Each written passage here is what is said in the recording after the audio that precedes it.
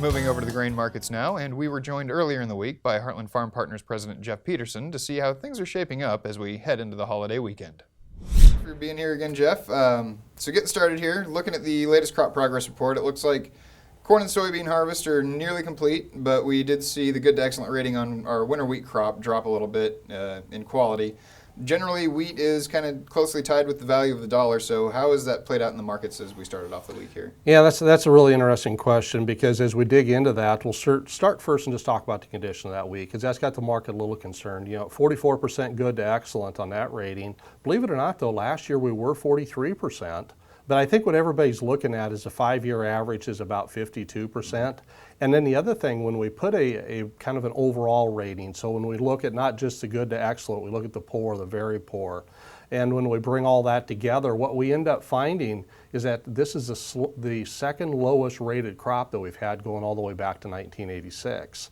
And so where some of the problems are showing up, South Dakota is a problem, and also the Pacific Northwest. So those are some areas. All the other areas are doing pretty good, but we need to watch those areas. But then as we take a look at just that wheat market overall, actually this week we've had some really strength in this wheat market, but it hasn't necessarily originated out of the U.S. It's really been more coming from what we're seeing from those very strong wheat prices on the Paris milling wheat, so coming out of Europe, also what we're seeing out of the Black Sea. In addition to that, there's some concerns also coming out of Australia and just how that wheat harvest is coming along. So overall, we've got a situation here where wheat still got a lot of strength to it here yet.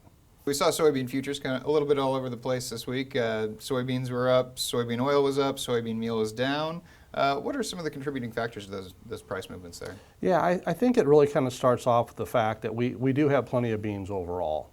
And also, if we look down to South America, I would say that Brazil is actually getting off to a pretty good start. A little bit of concern on Argentina.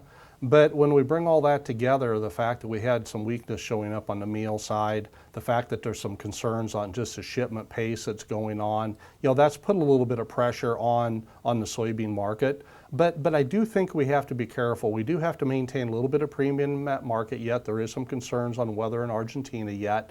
And then going forward, the other thing that I think we're going to see is there's still some very good demand. Crush margins are good. Exports are good enough. So I still think we've got some more upside in that market yet also. And on the corn side of things, we're seeing fewer and fewer inspections here for exports. As of September 1st, USDA reported that 9.3 million tons difference from this time last year. Should this be a concern for our producers here? Yeah, we need to watch those numbers closely. On the corn side, there's a couple different ways to look at the numbers. So we first take a look at it from an export inspection side. Those numbers come out every Monday, and that's a good way to kind of gauge how quickly we're getting shipped everything that we've got on the books.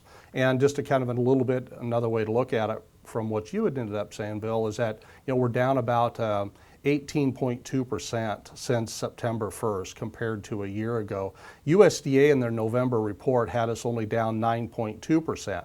So the numbers would suggest there's a little concern. However, we believe because of the smaller Safrinha corn crop that they harvested, we believe that's going to still open up some demand potentially a little bit later on for us on the corn export side. So we're not too worried yet on what the corn export pace is. And we're going to be looking at a short week for the market here this week with the Thanksgiving holiday.